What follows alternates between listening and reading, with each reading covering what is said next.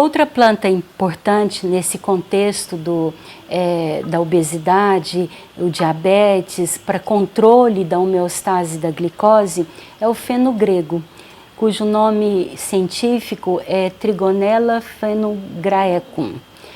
Os constituintes desse fenogrego são as saponinas, os fitosteróis, que é o beta-citosterol, os flavonoides, cumarinas, alcaloides, ácidos graxos e o galactoman. Então, são constituintes importantes que vão colaborar, que vão otimizar a diminuição da glicemia e controle da glicose. Então, tem como ações anti-inflamatória, antioxidante e hipoglicemiante, além de uma ação diurética. A parte usada do fenogrego normalmente é a semente e é muito utilizado tanto como pó diariamente como o extrato seco padronizado. O fenogrego ele melhora a resistência à insulina e inibe o TNF-alfa. Lembra do TNF-alfa? Uma citocina inflamatória que também estimula e potencializa em 60 vezes mais uma outra citocina inflamatória, a interleucina 6. Então, novamente, a gente tem um processo inflamatório gerando mais inflamação. Inibe a glicosidase intestinal e ainda tem efeitos na neuropatia, regeneração celular das células beta e antioxidante. Então, o fenogrego também é uma planta importante. A 4-hidroxiisoleucina é um composto presente no fenogrego que é importante na regulação da secreção da insulina. E esse estudo evidenciou exatamente isso, a importância dessa substância para melhorar os efeitos da insulina associada à obesidade. Então, como resultado, o estudo mostrou que a 4-hidroxiisoleucina é um composto eficiente na regulação da secreção da insulina e atua como um secretagogo de insulina na presença de concentrações elevadas de glicose no sangue. Um outro efeito ainda benéfico está relacionado à regulação da glicemia, a redução da lipotoxicidade, o que melhora o quadro inflamatório também. O mecanismo de ação está relacionado à diminuição, à inibição do fator NF-kappa-beta, que é exatamente um fator de transcrição nutricional que vai migrar para o interior, para o núcleo da célula e sintetizar as citocinas inflamatórias. Ainda o estudo demonstrou o efeito potencial terapêutico contra a resistência à insulina. Então, o fenogrego ele tem uma potencial ação contra a resistência à insulina, evitando assim efeitos nocivos em relação à disfunção da glicose, à lipotoxicidade e à disfunção hepática. Então, lembrando que o fenogrego ele tem uma ação importante nesse processo inflamatório. E onde é que foi que esse processo inflamatório iniciou? Nós temos a célula adiposa, que ela começa a fazer, que tem a célula adiposa normal de um indivíduo magro, ela produz muita citocina anti-inflamatória, que é a adiponectina. Uma vez que essas células adiposas começam a crescer, começam a hipertrofiar, elas começam a ser infiltradas pelos macrófagos, né? E aí nós começamos a desenvolver uma inflamação. Esses macrófagos que são recrutados para dentro do tecido adiposo são macrófagos do tipo M1, e são esses macrófagos que levam à produção de citocinas inflamatórias. E aí a gente tem com a elevação dessas citocinas, a gente tem o quadro de resistência à insulina, de lipotoxicidade instalado. Esse quadro no fígado vai levar a uma disfunção do fígado. Esse quadro de resistência no pâncreas vai levar a uma diminuição da secreção da insulina. E esse quadro de resistência no músculo vai levar a uma diminuição da captação da glicose e um aumento de ácidos gordos. Então, como eu disse lá atrás, o tecido adiposo, ele conversa com todos os órgãos. Então, uma vez que é instalado a inflamação, a gente tem efeito desse processo inflamatório no tecido adiposo, no fígado, no músculo, no pâncreas e causando disfunções celulares no nosso organismo. Então, quando eu tenho o aumento da secreção de insulina, eu tenho a via oposta. Eu tenho no músculo uma melhor captação de glicose, eu tenho na célula adiposa o aumento de adiponectina, diminuindo o processo inflamatório, eu tenho no fígado a diminuição da inflamação, a diminuição da lipotoxicidade, né? Então, por isso é que eu disse agora há pouco que tratar obesidade e resistência à insulina separado é muito difícil, porque uma coisa leva a outra e elas estão interligadas e causando todos esses malefícios no organismo. Uma outra erva também bastante divulgada e que tem recebido o respaldo científico é a moringa, cujo nome científico é a Moringa oleifera. A moringa, ela tem na sua composição vitaminas, minerais, aminoácidos, ácidos graxos, flavonoides e também compostos fenólicos. E devido a esses constituintes, nós temos ações hipoglicemiantes, hipolipemiantes, hepatoprotetora e ações antioxidantes também. Um estudo bastante importante em relação à moringa mostrou que o consumo de moringa aumenta a secreção de insulina. E isso foi comprovado com altas doses do pó das folhas da moringa, em torno de 4 gramas. E isso aumentou a secreção insulínica em indivíduos saudáveis. Então a gente pode comprovar em relação à moringa que realmente ela tem um efeito importante na secreção da insulina, melhorando a homeostase da glicose. Um outro estudo também mostrou o papel da moringa oleifera na regulação do diabetes, induzido pelo estresse oxidativo. Então, nós sabemos que todo esse processo inflamatório, essa diferenciação adipocitária, leva ao estresse oxidativo. E esse estresse oxidativo leva ao aumento de radicais livres, que por sua vez também leva ao diabetes. E o consumo da moringa, 200 miligramas por quilo por dia, do pó, teve um efeito bastante significativo nesse contexto. Aumentou a sinalização, a atividade das enzimas antioxidantes endógenas. Eu tenho falado muito da glutationa, mas existem outras 2 enzimas antioxidantes muito importantes, a catalase e a SOD, a superóxido dismutase. Então, são enzimas que são antioxidantes endógenas que impedem a peroxidação lipídica, que impedem o quadro inflamatório, melhorando todo esse contexto do diabetes. Também os efeitos da moringa foi comprovado tanto in vitro quanto in vivo. Os efeitos das folhas na regulação, na proteção de pacientes normais e diabéticos, contribuindo para combater esse estresse oxidativo. Então, o estresse oxidativo, nós vamos falar mais sobre ele, é um fator importante, desencadeante do processo inflamatório e, como consequência, desencadeante de patologias associadas. E a Moringa oleifera tem um papel importante para combater esse estresse oxidativo. Outra planta bastante importante que tem benefícios e já há algum tempo seus benefícios são conhecidos é o Psyllium, cujo nome científico é o Plantagovata.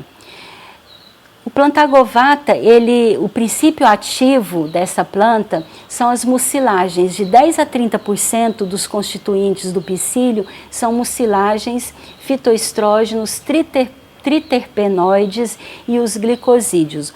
O psyllium é uma fibra solúvel e essa fibra solúvel é extraída da semente madura do Plantagovata. Então, a parte utilizada da planta são as sementes. E ela tem uma proporção entre fibra solúvel e insolúvel de 70 para 30. Ou seja, tem 70% de fibra solúvel para 30% de fibra insolúvel. E esse psyllium, ele é importante porque ele tem uma grande quantidade de hemicelulose. E qual é a função disso? Aumentar o bolo fecal, reduzindo o tempo do trânsito intestinal. Ele tem uma ação importante na constipação, na diarreia, na hiperglicemia e também na dislipidemia. É importante lembrar que quando consumimos o psyllium, por ele ter 70% de fibra solúvel e 30% insolúvel, é fundamental a ingestão de muita água. Nós temos que inundar o nosso organismo de água, porque só assim a fibra solúvel vai absorver essa água e vai formar esse gel, essa massa fecal grande, volumosa, pesada. E é isso que vai aumentar o tempo do trânsito intestinal e melhorar o quadro de constipação. E isso tem um efeito importante no controle da glicemia, da homeostase da glicose. Um estudo bastante interessante e recente também, de 2015, que mostra cujo objetivo foi comprovar o efeito do psyllium na melhora do controle glicêmico. E isso é proporcional na perda desse controle. Ou seja, aquela pessoa que está mais comprometida, que tem o controle glicêmico mais desregulado, é onde o psyllium vai ter uma ação melhor. Então, a conclusão foi exatamente essa. Os estudos indicaram que o psyllium é uma adição efetiva no controle de programas de intervenção no estilo de vida. E tem um efeito maior, que também foi muito observado, no controle do diabetes tipo 2. Então, esse estudo ele mostrou exatamente isso, que aquela pessoa que está mais comprometida em relação aos níveis glicêmicos, inclusive pessoas já em tratamento, usando medicamentos, o efeito do psyllium é mais eficaz. E esse gráfico veio comprovar isso. Quanto maior a glicemia, maior o efeito do psyllium, que saiu de menos 1,4 para 4,7, mostrando que ele realmente tem um efeito protetor e regulador da glicemia. A outra planta que tem recebido inúmeros tratamentos e uso nesse processo de obesidade e inflamação é a romã. A romã tem como nome científico Aponica granatum. E a romã, como constituintes, nós temos como princípios ativos do romã, nós temos os taninos, os alcaloides, os terpenoides, os flavonoides, o beta-citosterol e as antocianidinas, que são compostos importantes, antioxidantes, anti-inflamatórios, anti-hiperglicemiantes. É importante lembrar que todas essas plantas que eu trouxe têm respaldo científico. Se a gente for ver o mercado atual, a indústria, a população tem usado muitas plantas com esse objetivo de controle glicêmico, mas sem respaldo científico. E isso é muito grave, uma vez que a gente não conhece todos os compostos de uma planta. E eu costumo dizer que nem sempre o que parece saudável é realmente saudável. Como nós não conhecemos o todo de uma planta, é a mesma planta que pode ter efeitos benéficos, pode ser um veneno para um determinado indivíduo. Então, nós precisamos trabalhar com plantas cientificamente comprovadas, que têm realmente os efeitos alegados. Então, todas essas funções em relação ao romã já estão comprovadas. Tem também função vermífuga, aumento de bifidobactérias, melhorando a disbiose. Nós vamos falar dela também lá na disbiose intestinal. E a gente usa tanto a casca, o fruto, ou seja, a planta inteira nós podemos usar. E hoje um dos estudos mais importantes está sendo realizado analisando cada princípio ativo de cada parte da planta, Punica granatum. Então a gente pode fazer a decocção, a tintura, usar o extrato padronizado do romã. Tem a função importante também, porque inibe a função antioxidante, anti-inflamatória, pois o romã inibe o NF-kappa-beta também, que é o fator que sintetiza citocinas inflamatórias. Além disso, também aumenta a glutationa. Como falamos anteriormente, a glutationa é importante para otimizar o processo de detoxificação ou desintoxicação. Então, a casca e o mesocarpo é rica em taninos, alcaloides, flavonoides, o fruto e a semente em ácidos orgânicos, em antocianinas, em flavonoides. Então, esses estudos relatam que a casca, a raiz e a folha da romã também têm propriedade terapêutica. E o objetivo desse estudo é comprovar o benefício de cada parte da romã. Então, nós temos o ácido elágico, elagitaninos, o ácido purínico, flavonoides, antocianinas, tudo isso são os compostos ativos que vão promover a ação anti-inflamatória e antioxidante do romã. O extrato de romã também tem sido usado para melhorar a microbiota intestinal e, nesse contexto, melhorando os quadros tanto de diarreia quanto constipação. Também usado em úlceras, aftas, hemorragia, complicações respiratórias. Ainda propriedades terapêuticas como antitumor, anti-inflamatório, anti-obesidade, antibacteriano. Então, olha a gama de efeitos benéficos que a gente pode ter com o romã. As cascas do romã também compõem 60% da fruta, são ricas em flavonoides. E aí é um composto bastante importante, as procianidinas, que tem sido muito divulgada, importante antioxidante, um potente antioxidante.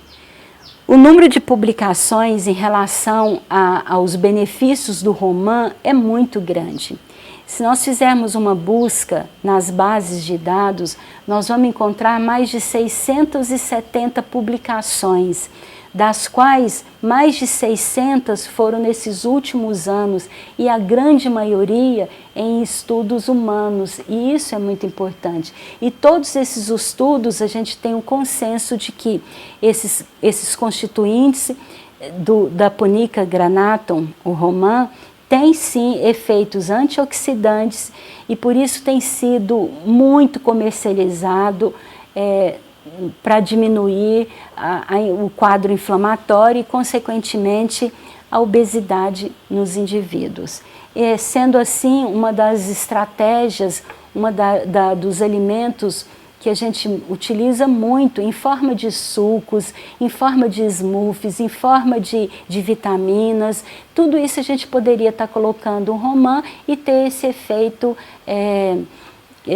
contra a obesidade. Mas é importante ressaltar que não adianta a gente fazer uma medida isolada. Ah, eu estou consumindo chá de romã, ou estou tomando um suco de romã todos os dias. Mas uma medida isolada, isso tem que estar inserido num contexto onde o indivíduo tem uma atividade física regular, sistematizada e uma alimentação total saudável. Então, a gente tenta inserir a medida nesse contexto saudável, no estilo de vida saudável do paciente. Em relação ao suco do romã, a gente pode ter vários benefícios também na prevenção de doenças cardiovasculares, diabetes, obesidade. A semente da romã também representa 3% do peso e também tem, apesar de ter baixo teor de polifenóis, a semente tem uma capacidade antioxidante porque ela é rica em óleos, é rica em fonte de lipídios, ácido linoleico, ácido linolênico, que são compostos importantes também. Então vejam que toda a planta Punica granatum, o romã, tem função importante nesse processo de emagrecimento. Várias literaturas mostrando isso, literatura atual, que esses polifenóis, o ácido elágico, o punicalagin, todos eles reduzem a inflamação e também o recrutamento de macrófagos e a produção de adipocinas inflamatórias. A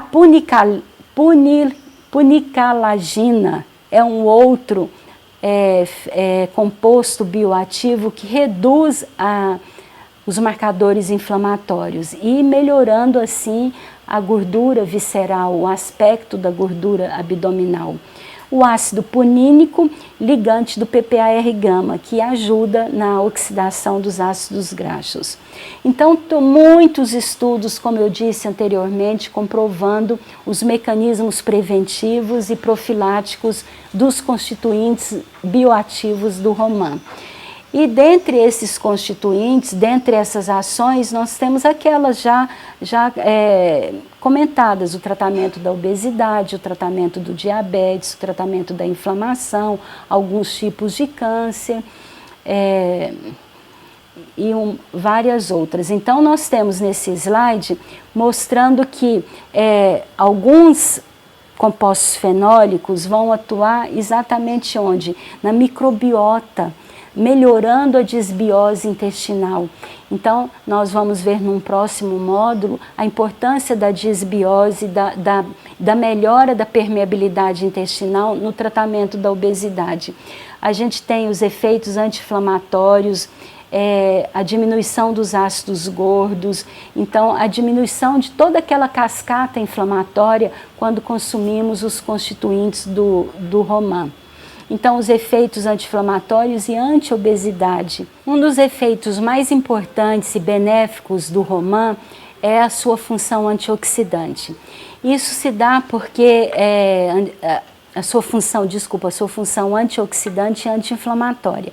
Isso se dá porque os constituintes do romã inibem a ação do NF-kappa-beta e inibem a cascata inflamatória da COX-2, as coxigenases 2, que também estimula a cascata inflamatória, levando a uma diferenciação celular e a apoptose, diminuindo a apoptose celular. Então, a romã, sem dúvida, tem efeitos anti-inflamatórios e antioxidantes bastante importantes.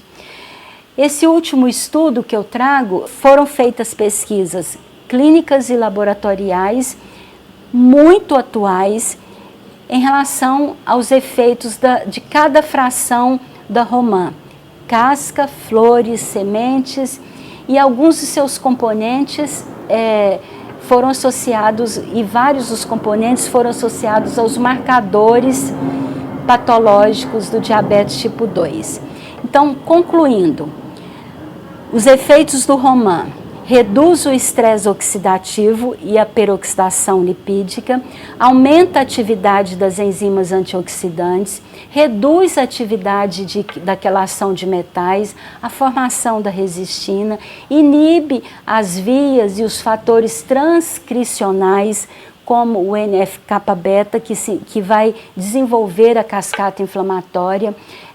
Além disso, o suco do romã, que possui polifenóis importantes, também são benéficos para controlar o diabetes.